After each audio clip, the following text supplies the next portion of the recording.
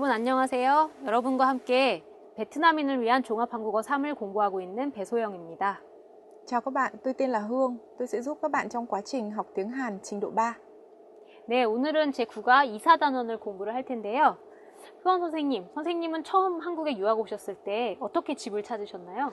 저는 부동산에서 집은 찾았습니다. 아, 그러셨군요. 그럼 베트남에서는 보통 어떻게 집을 찾나요?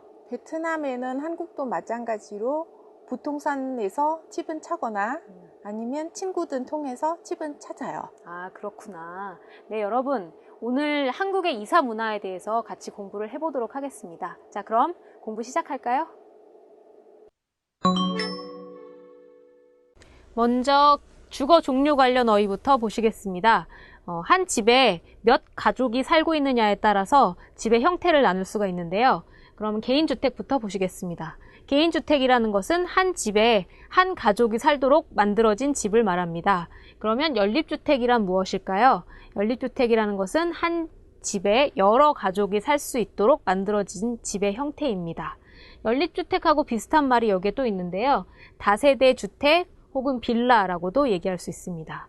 그래서 다세대 주택하고 빌라도 역시 한 집에 여러 가족이 살 수 있도록 만들어진 집의 형태입니다. 그러면 고시원은 무엇일까요? 고시원은 한국에만 있는 특별한 형태의 집입니다. 사실 고시라는 말은 어려운 시험을 의미하는데요. 어려운 시험을 보기 위해서는 어떻게 해야 될까요? 어떤 집에 들어가서 열심히 공부를 해야 되겠죠. 다른 사람의 방해를 받지 않고 집에서 공부만 하도록 만들어진 그런 작은 방, 작은 집을 고시원이라고 부르는데요. 최근에는 학생들이나 아니면 직장인들이 많이 이용하고 있다고 합니다. 네, 그러면 다음을 보시겠습니다. 다음 역시 주거 형태 관련 어휘입니다. 한국에서는 집을 빌릴 때 두 가지 방법으로 빌릴 수가 있는데요. 전세와 월세가 바로 그것입니다. 전세라는 것은 처음 집에 들어갈 때 큰 돈을 내고 그 다음부터는 돈을 내지 않고 1년이나 2년 동안 사는 그런 형태를 전세라고 합니다.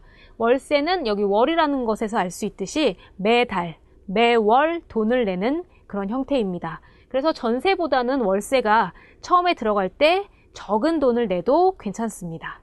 네, 그러면 하숙은 어떤 형태의 집일까요? 하숙이라는 것은 학생들이 이용할 수 있는 형태의 그런 주거 형태인데요.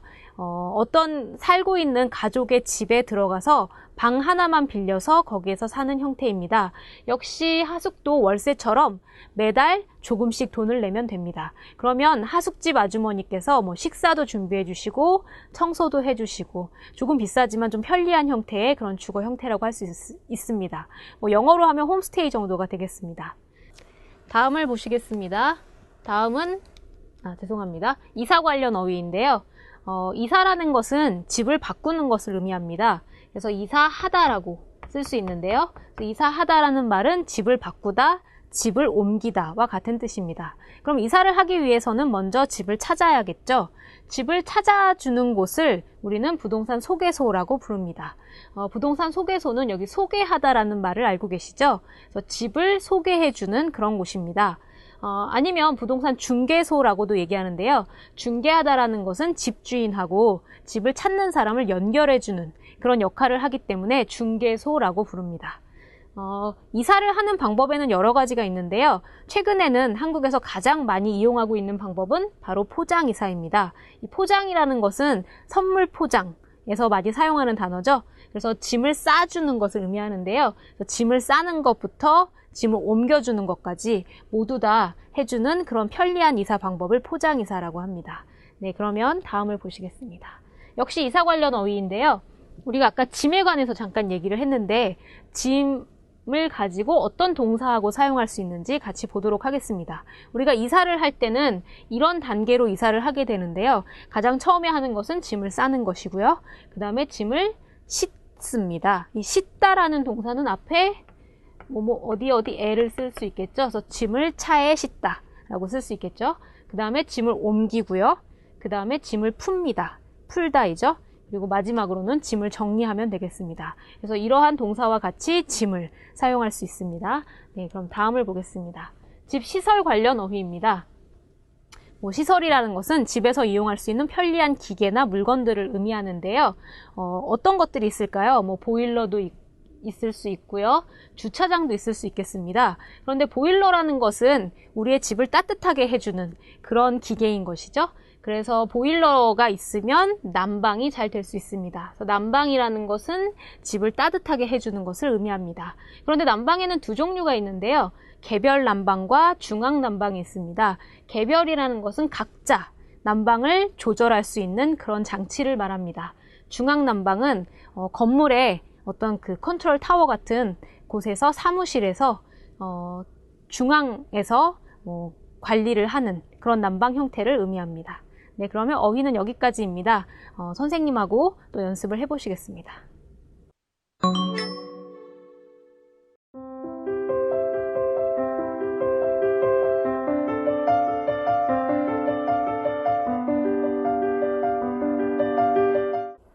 Các bạn thân mến, chúng ta sẽ chuyển sang phần nội dung ngữ pháp. Nội dung ngữ pháp thứ nhất trong bài ngày hôm nay đấy là mẫu câu e 비해서 và cô Soyoung sẽ hướng dẫn cho các bạn cách sử dụng. 네, 에 비해서는 두 개의 사물을 비교할 때 사용하는 문법입니다. 그럼 첫 번째 예문에서는 무엇을 비교하고 있는지 같이 보겠습니다. 요즘엔 전세에 비해서 월세가 더 많아요. 여기에서 무엇을 비교하고 있나요? 바로 전세하고 월세를 비교하고 있습니다. 그래서 전세하고 월세를 비교했을 때 전세가 더 적고 월세가 더 많다 이런 얘기인 것이죠. 전세라는 것은 집을 빌릴 때 처음에 큰 돈을 주고 사는 동안에는 돈을 내지 않는 그런 형태를 말합니다. 두 번째 월세는 처음에는 작은 돈을 내지만 매달 조금씩 돈을 내는 그런 형태의 집을 말합니다. 네. 선생님, 베트남에도 혹시 전세 월세가 다 있나요? 우리나라 주로 월세로 합니다. 아, 그렇군요. 그래서 저도 듣기에는 전세는 한국에만 있는 그러한 특별한 형태의 집이라고 들었습니다. 네. 네, 그러면 두 번째 예문을 보겠습니다. 네, 두 번째. 루이엔 씨, 조금 전에 알아본 집은 어땠어요? 보증금이 산 것에 비해서 넓고 깨끗해 보였어요. 네, 보증금이 싼 것에 비해서 넓고 깨끗해 보였어요. 라는 문장인데요. 여기에서는 지금 무엇을 비교하고 있나요? 전세와 월세처럼 두 가지 비교하는 것이 나오지가 않고 있죠. 여기서 뭘 비교하고 있는지 잘 보도록 하겠습니다. 보증금이 싼 것에 비해서죠. 그러면 이 말은 보증금이 싼 여러 가지 다른 집과 지금 내가 보고 있는 집을 비교하고 있는 것입니다. 그래서 보증금이 싼 보통의 집과 지금 내가 보고 있는 집을 비교했을 때 어떻다는 건가요? 이 집이 조금 더 넓고 깨끗하다라는 것을 의미하는 문장이죠. 그런데 여기 보증금이라는 명사가 나오는데요. 보증금이라는 것은 월세와 같은 형태로 집을 빌릴 때 처음에 조금 큰 돈의 액수를 조금 큰 돈을 내는 것을 말합니다. Để các bạn thân mến, ở trong cái bảng này cô Soyoung sẽ hướng dẫn cho các bạn một số những cái vấn đề liên quan đến vấn đề chuyển nhà hoặc thuê nhà nhé. Ví dụ như 전세, đây là một cái phương thức thuê nhà mà chỉ có ở Hàn Quốc có, ở Việt Nam không có. Đấy là gì ạ? Trước khi bạn thuê cái nhà đấy thì bạn sẽ chuyển cho chủ nhà một khoản tiền rất là lớn, có thể tương đương bằng giá trị của cái ngôi nhà đấy luôn. Để làm sao ạ? Để chủ nhà sẽ sử dụng cái tiền đấy vào mục đích kinh doanh khác để lấy lãi. Sau này khi mà các bạn kết thúc hợp đồng nhà với cái người chủ nhà thì người chủ nhà lại trả lại cho các bạn hoàn toàn cái số tiền đấy. Thế gọi là gì đấy ạ? 전세. Thế còn won-se đấy là một cái phương thức mà chúng ta ở Việt Nam có, đó là thuê nhà và trả tiền theo tháng. Ở đây còn có một cái từ nữa gọi là từ 보증금, giống như là tiền bảo đảm, tiền bảo lãnh hay là tiền đặt cọc ấy. Thế thì thông thường thì là những cái trường hợp mà 전세 thì không có liên quan đến vấn đề 보증금, nhưng mà won-se thì người ta sẽ yêu cầu một phần tiền ở trong cái hoạt động đấy, đó là 보증금. Thế thì các bạn hãy nhớ nội dung này nhé. Và chúng ta sẽ chuyển sang cái nội dung ngữ pháp tiếp theo ở trong bài ngày hôm nay. Nhưng trước khi chuyển sang ngữ pháp tiếp theo thì các bạn hãy nhớ e 비해서 đấy là gì ạ? Một cái từ nối giữa danh từ này với danh từ kia để làm sao để so sánh. Tức là cái mà gắn với 비해서 đấy sẽ trở thành cái tiêu chuẩn để so sánh. Nên các bạn sẽ xem nội dung ngữ pháp tiếp theo, đó là 기 바라다 để thể hiện cái gì? Cô Soyoung sẽ hướng dẫn cho các bạn. 네, 첫 번째 예문을 같이 보겠습니다. 먼저 예문을 보시기 전에 바라다의 의미를 같이 생각해 보겠습니다. 이 바라다라는 동사는 무언가를 원하다 이런 의미인데요. 내가 생각하는 대로 되기를 원한다 이런 것을 표현할 때 사용하는 동사입니다. 그럼 첫 번째는 무엇을 원하고 있는지 같이 볼까요? 항상 건강하시기를 바랍니다 라고 얘기하고 있는데요. 여기에서는 누구의 건강을 바라고 있나요? 나의 건강이 아니고 듣는 사람의 건강을 바라고 있습니다. 그래서 기 바라다의 특징은 나에 대한 일이 아니라 다른 사람에 대한 일이 잘 되기를 원할 때 많이 사용한다는 것이죠. 네, 그런 것을 우리는 기원이라고 표현하는데요. 무언가를 기원할 때, 다른 사람의 일을 기원할 때 많이 사용할 수 있습니다. 자, 그러면 또 어떻게 사용할 수 있는지 한번 보겠습니다. 엘리베이터가 고장이 났는데 어떻게 하지요? 오른쪽에 있는 계단을 이용해 주시기를 바랍니다. 네, 여기에서는 어떻게 기 바라다를 사용하고 있을까요? 오른쪽에 있는 계단을 이용해 달라고 부탁을 하고 있습니다. 그런데 사실은 엘리베이터가 고장이 나서 계단을 이용하라고 부탁하고 있는데 엘리베이터보다는 계단이 훨씬 불편하겠죠. 그래서 이렇게 불편한 일, 다른 사람에게 불편한 일을 좀 이해해 달라고 이해를 구할 때 기를 바라다를 많이 사용합니다. 그래서 여기 어와 주시다라는 부탁을 할 때 사용하는 문법과 기 바라다가 지금 같이 사용되고 있죠. 그래서 다른 사람의 양해를 구할 때, 다른 사람의 이해를 구할 때 제가 기 바라다를 사용해서 표현을 할 수 있습니다. 그래서 사실 기 바라다를 사용하면 굉장히 예의가 있는 그런 표현이 되겠습니다. Các bạn thân mến, ở màn hình này cô Soyoung sẽ hướng dẫn cho các bạn cách sử dụng mẫu câu động từ cộng hay là tính từ cộng với kiren parata. Thì chúng ta đã biết động từ parata là động từ mong muốn, hy vọng, đúng không ạ? Chúng ta cũng đã học mẫu câu gọi là danh từ hóa động từ bằng dịa, bằng ki. Đấy, như vậy có nghĩa là chúng ta đang mong muốn điều gì đó. Kiren parata. Đấy, thì các bạn hãy nhớ đây là danh từ hóa động từ, đúng không ạ? Thế và ở cái câu trường hợp mà ki parata này thì có hai nghĩa. Một là gì? Bạn mong muốn điều gì đó, bạn chúc ai đó điều gì. Đấy, thì các bạn sẽ sử dụng như trường hợp số 1. Đấy, thế còn trường hợp thứ hai, cái trường hợp thứ hai này thì thường sử dụng trong các cái văn phong hành chính hoặc là gì đấy ạ?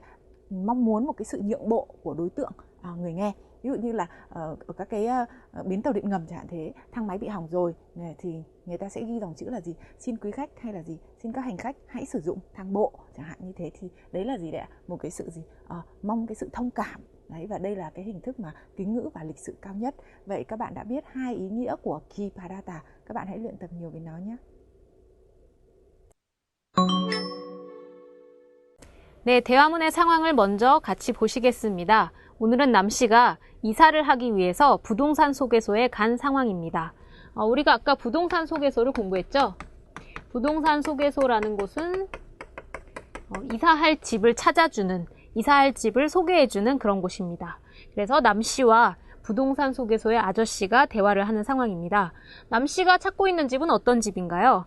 아파트 전세를 찾고 있습니다. 어떤 조건에 전세를 찾고 있냐면 바로 아래에 나와 있습니다. 학교에서 가깝고 전세금이 싼 집을 찾고 있는데요. 아저씨는 개인주택을 추천하셨습니다. 하지만 역시 남씨는 아파트를 원하고 있습니다. 왜냐하면 남씨는 전망이 좋은 집을 원하기 때문입니다. 이 전망이라는 것은 아파트에서 내려다 보이는 경치를 의미합니다. 네, 그러면 이 정보를 가지고 대화문을 어떻게 만들 수 있는지 대화문 영상을 한번 보시겠습니다. 아파트 전세를 알아보려고 하는데요. 어떤 집을 찾고 있어요? 학교에서 가깝고 전세금이 싼 집이면 좋겠어요. 개인주택이 아파트에 비해서 더 싼데, 개인주택은 어때요? 하지만 저는 전망이 좋은 집을 찾고 있어서 아파트가 좋을 것 같아요. 그럼 잠깐 기다리세요. 한번 찾아볼게요.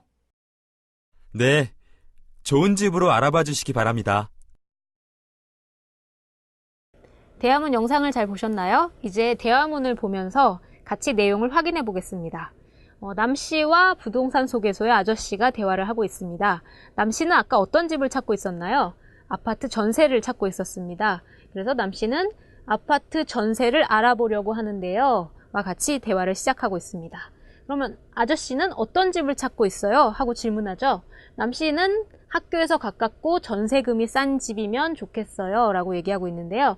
학교에서 가깝고 전세금이라는 것은 전세를 빌릴 때, 전세로 집을 빌릴 때 처음 내는 돈을 의미합니다. 그래서 보통 큰 돈을 내게 되죠. 그래서 전세금, 금은 돈을 의미하기 때문에 전세금이 싼 집을 찾고 있습니다. 네, 아저씨는 전세금이 싼 집이면 개인주택이 좋다라고 추천을 하고 계세요. 개인주택이 아파트에 비해서 더 싼데 개인주택은 어때요? 하고 개인주택을 추천하고 있죠. 그래서 뭐뭐에 비해서가 나와 있는데요. 아파트하고 개인주택을 비교했을 때 개인주택이 전세금이 더 싸다라는 의미입니다. 네, 남씨는 하지만 저는 전망이 좋은 집을 찾고 있어서 아파트가 좋을 것 같아요. 아까 얘기한 것처럼 전망이 좋은 집은 아파트에서 내려다 보이는 경치가 좋은 집을 의미합니다. 보통 개인주택은 층이 낮기 때문에 개인주택에 비해서 아파트가 전망이 좋겠죠? 네, 아저씨는 한번 찾아보겠다고 얘기하고 계시네요. 그리고 남씨는 네, 좋은 집으로 알아봐 주시기 바랍니다. 그래서 기 바랍니다를 사용해서 자신의 희망을 표현하고 있습니다. 네, 이 내용을 다시 한번 대화문으로 확인해 보시겠습니다. 아파트 전세를 알아보려고 하는데요. 어떤 집을 찾고 있어요? 학교에서 가깝고 전세금이 싼 집이면 좋겠어요. 개인주택이 아파트에 비해서 더 싼데, 개인주택은 어때요? 하지만 저는 전망이 좋은 집을 찾고 있어서 아파트가 좋을 것 같아요. 그럼 잠깐 기다리세요. 한번 찾아볼게요. 네, 좋은 집으로 알아봐 주시기 바랍니다. 대화문의 두 번째 상황을 같이 보시겠습니다. 역시 부동산 소개소에서 집을 찾고 있는 상황인데요. 어떤 집을 찾고 있는지 같이 보도록 하겠습니다. 지금 찾고 있는 집은 바로 하숙집입니다. 하숙집은 우리가 아까 배운 것처럼 어떤 가족이 살고 있는 집에서 방 하나만 빌려서 살 수 있는 그런 형태를 얘기합니다. 그런데 어떤 조건의 하숙집을 찾고 있나요? 주차장이 있고, 즉 차를 세울 수 있고 관리비가 없는 집을 찾고 있습니다. 이 관리비라는 것은 관리해 주는 것에 대해서 내는 돈을 의미하는데요. 하숙집이라면 아주머니가 대신 식사를 준비해 주시고 또 청소도 해 주시니까 그런 것에 대한 비용을 관리비라고 얘기할 수 있겠습니다. 그런데 부동산 아저씨는 연립주택의 월세를 추천하고 계시네요. 왜냐하면 월세가 더 싸기 때문입니다. 그런데 남씨는 점심 식사를 주는 집을 찾고 있습니다. 그렇기 때문에 역시 하숙집을 찾아야겠죠. 점심 식사를 주는 집은 하숙집밖에 없는데요. 하숙집에서는 아주머니가 식사를 준비해 주시기 때문에 점심 식사를 원한다면 하숙집을 찾아야 합니다. 그러면 이러한 정보를 가지고 대화문을 한번 같이 만들어 보겠습니다. 네, 여러분이 남씨를 하시면 제가 아저씨의 역할을 한번 해보겠습니다. 자, 그럼 여러분이 시작하시면 되겠습니다. 시작!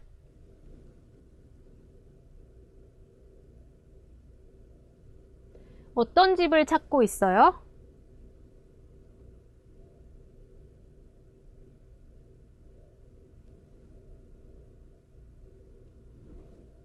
연립주택이 하숙집에 비해서 월세가 더 싼데 연립주택은 어때요?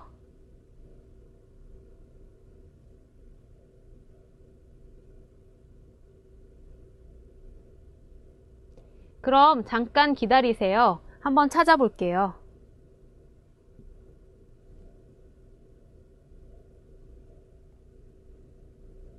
네, 그러면 답을 같이 확인을 해볼까요? 먼저 어떤 집을 찾고 있었나요? 하숙집을 찾고 있었습니다. 그래서 하숙집을 알아보려고 하는데요. 네, 그리고 어떤 조건의 하숙집이었죠? 그 다음에 네, 주차장이 있고 관리비가 없는 집이면 좋겠어요. 라고 자기의 조건을 얘기하고 있습니다. 그런데 아저씨는 어떤 집을 추천했나요? 아까 연립주택 월세였죠? 한번 볼까요? 연립주택이 하숙집에 비해서 월세가 더 싼데 연립주택은 어때요? 하고 연립주택을 추천하고 있습니다. 그래서 여기 에 비해서를 사용하고 있는데요. 연립주택하고 하숙집을 비교했을 때 연립주택이 월세가 더 싸다. 이런 얘기겠죠?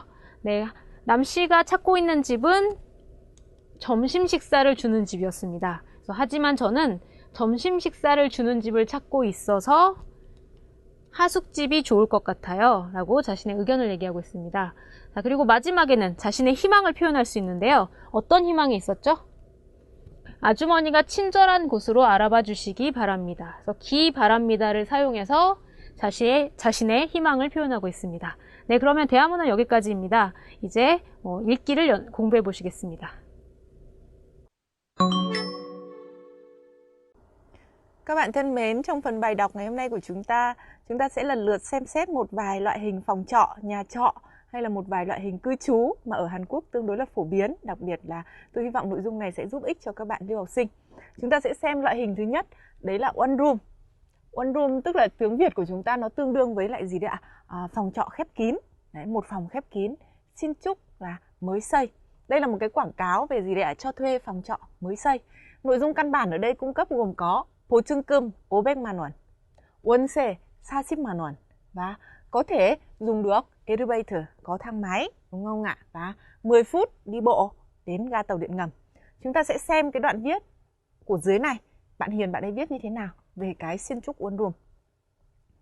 우리 집 앞에 새로 지은 원룸이 있는데 역세권이어서 지하철역도 거려서 10분 거리에 있어요. Chúng ta sẽ ngắt câu thứ nhất ở đây. Ở trước nhà của tôi thì có phòng trọ khép kín mới, đúng không ạ? Và vì là gì? Nó ở 역세권, cho nên là đi bộ đến ga tàu điện ngầm cũng chỉ là con đường mất 10 phút thôi. Các bạn lưu ý ở đây có từ 역세권. Tôi muốn các bạn lưu ý từ này. Yok là từ ga, đúng không ạ? 역세권 có nghĩa là gì? Khu vực gần ga. Đấy. Vì là nó ở khu vực gần ga nên là đi bộ đến tàu điện ngầm chỉ mất 10 phút thôi. Nội dung tiếp theo, 보증금 50만 원, 월세 보증금 500만 원, 월세 40만 원 và 다른 원룸에 비해서 좀 싼 편이고 엘리베이터가 있기 때문에 아무 층이나 편하게 갈 수 있어요. Chúng ta sẽ ngắt câu ở chỗ này trước đã. 보증금 ở đây là 500만. Đấy. Tiền hàng tháng là 40만, đúng không ạ? Và 다른 원룸에 비해서, so với những gì? 원룸 khác thì nó có phần là rẻ hơn đấy. Thế và gì đây ạ? Có một đoạn nữa người ta viết là gì? 엘리베이터가 있기 때문에, bởi vì nó có thang máy, thế cho nên là có thể tiện lợi đi lên, đi xuống giữa các tầng. Vậy các bạn hãy nhớ đây là một cái nội dung viết đơn giản của bạn Hiền về một cái loại phòng trọ khép kín gọi là 원룸. Và đây là một cái quảng cáo. Chúng ta có thể coi đây là một cái quảng cáo cho phòng trọ mới. Chúng ta sẽ chuyển sang một cái loại hình khác nữa. 연립주택. Các bạn biết 주택 là gì không ạ? 주택 tức là một cái loại nhà trọ độc lập, kiểu như là nhà ở dưới đất ấy. Ở Hàn Quốc thì văn hóa chung cư là nhiều, đúng không ạ? Nhưng mà 주택 có nghĩa là nhà liền ở dưới đất. Đấy. Thế còn 연립 tức là gì đây ạ? Không phải là sống độc lập. Chúng ta thuê một cái căn nhà trọ đấy, chúng ta thuê một cái tòa nhà đấy hay một cái căn nhà ở dưới mặt đất đấy để ở riêng, mà gì để ở chung trong cả một cái căn nhà như thế, nhiều nhà sống chung. Đấy, chúng ta sẽ xem nội dung mà ở đây người ta cung cấp là gì. 전세 3천만 원, 보증금 thì 1,000만 원, 월세 35만 원 và 아파트 단지 근처. Ở đây các bạn nhớ 전세 là cái gì ạ? 월세 là cái gì ạ? 전세 có nghĩa là gì? Bạn sẽ trả tiền một lần tương đương với cái giá trị của cái ngôi nhà đấy hay là của cái nhà mà bạn thuê đấy, cho người chủ. Đấy, và bạn không phải lo tiền trả hàng tháng thuê nữa. Bạn chỉ trả một lần tương đương với giá trị của cái ngôi nhà đấy. Hoặc là do cái sự cam kết giữa bạn với cả người chủ thuê nhà, thống nhất cái khoản tiền đấy. Nên người chủ thuê nhà sẽ dùng cái tiền đấy vào các hoạt động khác để sinh lời. Đấy, thế còn cái tiền này sau khi kết thúc hợp đồng thuê nhà bạn được nhận lại toàn bộ. Đấy là loại hình 전세, đúng không ạ? Còn 월세 là loại hình thuê mà trả tiền hàng tháng. Vậy thì với cái 주택 này, người ta đang đưa ra hai cách thức để bạn có thể thuê được, đúng không ạ? Đấy, chúng ta sẽ xem nội dung mà Hương viết cụ thể là gì nhé. 제 친구는 여러 가정이 같이 살고 있는 연립주택에 살아요.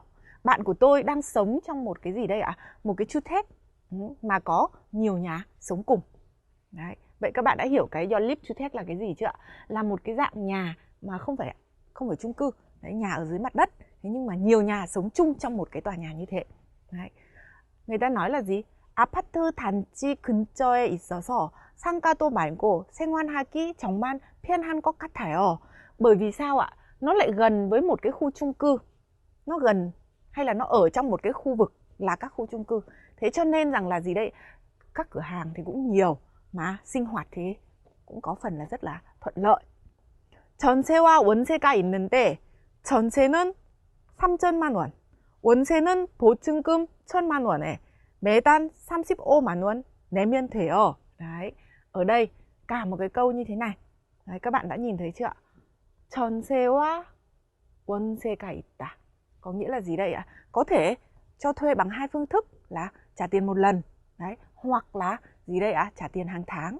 Thế người ta nói cụ thể, nếu mà 전세 thì sẽ là 3천만 원. Còn nếu mà là 월세 thì tiền 보증 sẽ là 1,000만 원 và mỗi tháng thì lại thêm 35만 원. Và gì đây ạ?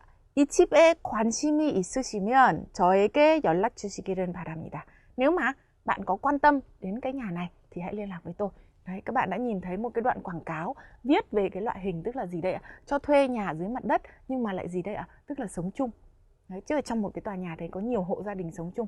Đấy, các bạn có thể hiểu đây là một cái loại hình nữa. Như lúc nãy chúng ta vừa mới xem, đấy là một loại hình gọi là gì? One room, nghĩa là phòng trọ khép kín, độc lập. Đấy, thế còn 연립주택 có nghĩa là gì đấy ạ? Một cái nhà ở dưới mặt đất. Đấy, thế nhưng mà nhiều hộ gia đình sống chung. Đấy, hoặc là nhiều người có thể thuê ở trong cái không gian đấy. Chúng ta sẽ chuyển sang cái loại hình thứ hai và thứ ba trong bài học ngày hôm nay, hasuk.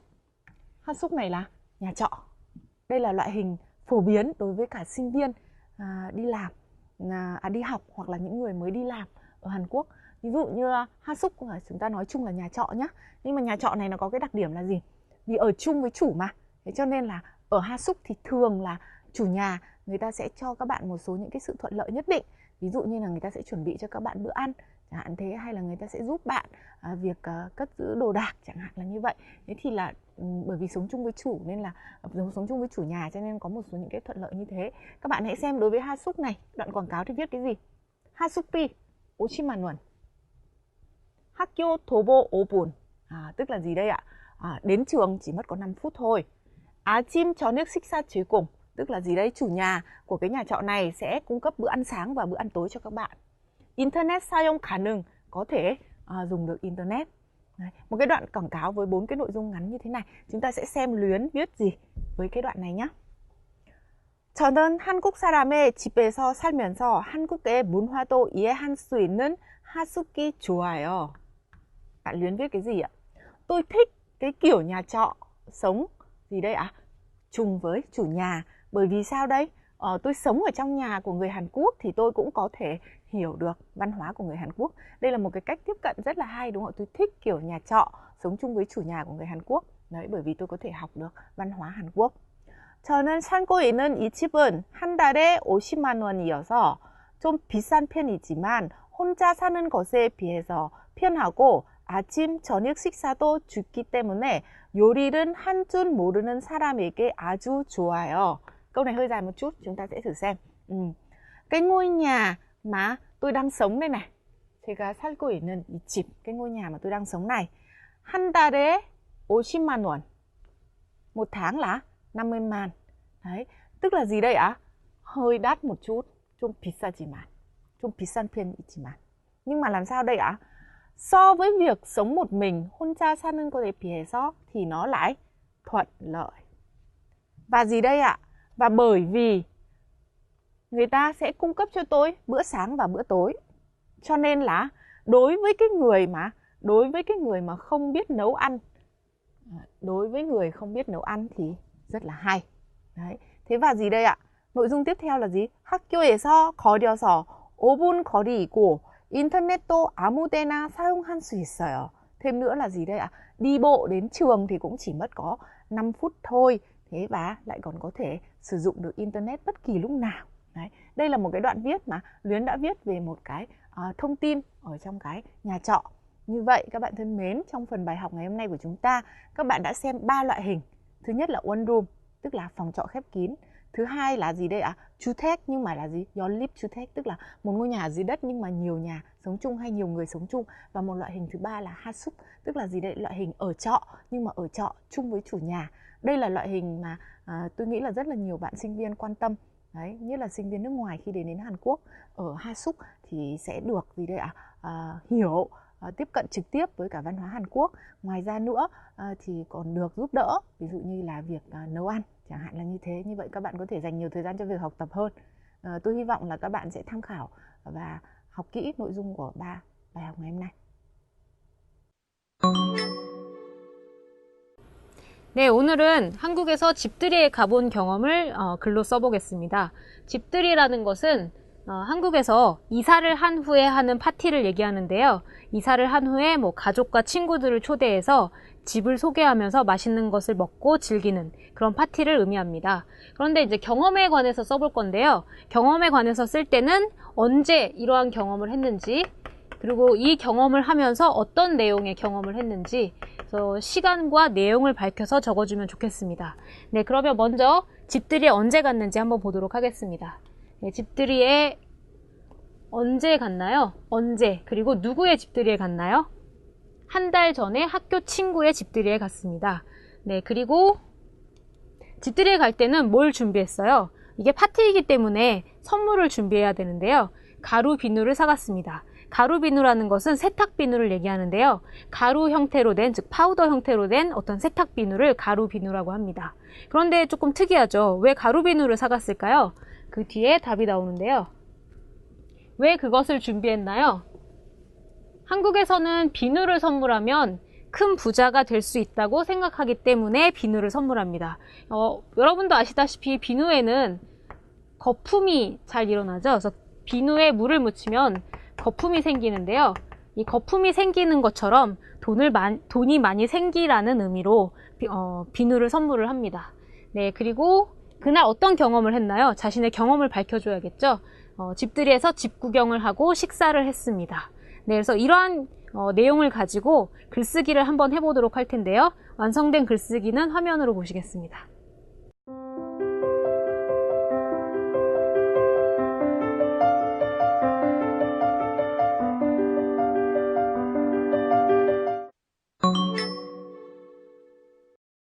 한국의 문화탐방, 언어예절, 동방예의지국, 대한민국.